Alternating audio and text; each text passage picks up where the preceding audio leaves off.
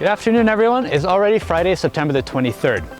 Unfortunately, this stubborn, damp fall weather is staying around for the moment, and that's still impeding the remaining cereal harvest, as well as those canola acres, which are ready to go.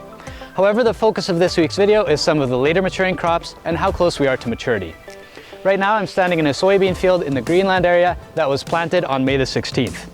On my left is P006A37X, and on my right, P00A75X.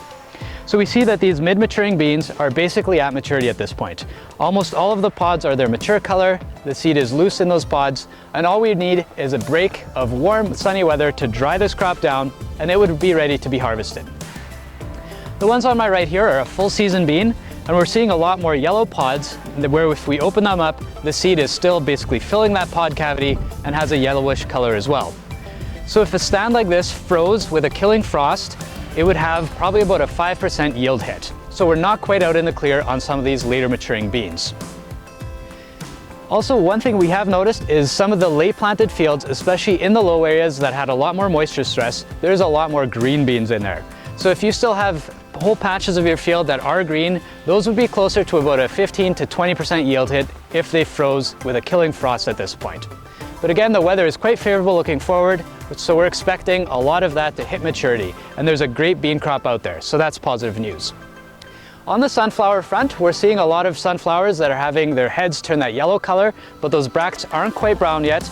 But in the next week to 10 days, we'll see a lot of desiccation on sunflowers as well, so they're getting close.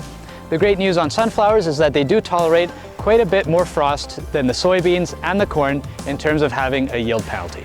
So again, there's a good outlook on sunflowers as well, and we're excited to see what they do at harvest time. Next, we'll take a look at corn.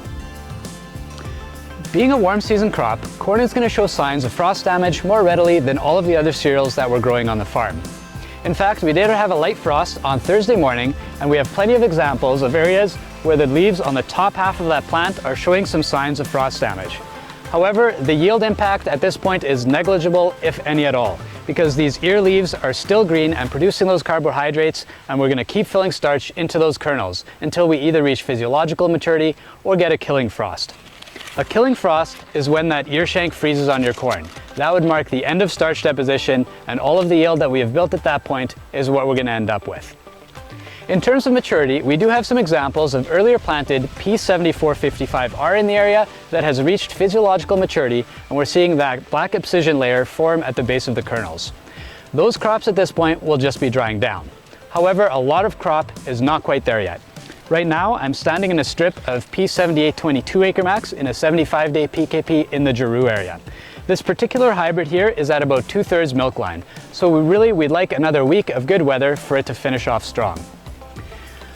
We have taken some samples, for example, some 7527 Acre Max, which was at about 2/3 milk line, and put it on the tester this morning. It was at about 37.5% moisture and 51.5 pounds per bushel as a wet weight. So that's great news, because it looks like if we get to half milk line on the corn for this year, we're going to have a very marketable product at a good price. But again, we are striving for physiological maturity, and a lot of the corn is going to get there this year. So there's a positive outlook. However, of course, the season will not last forever. So again, we want to keep that frost away for a little longer to get most of the fields to physiological maturity, if at all possible. Speaking of the change of seasons, the Winnipeg Jet season is also about to get underway. And we do have 4 tickets to an exhibition game on Tuesday evening. So the first person to respond to this video with a request for those tickets is going to get them. Thanks again for watching, and if you have any questions, please don't hesitate to give us a call. Enjoy the weekend.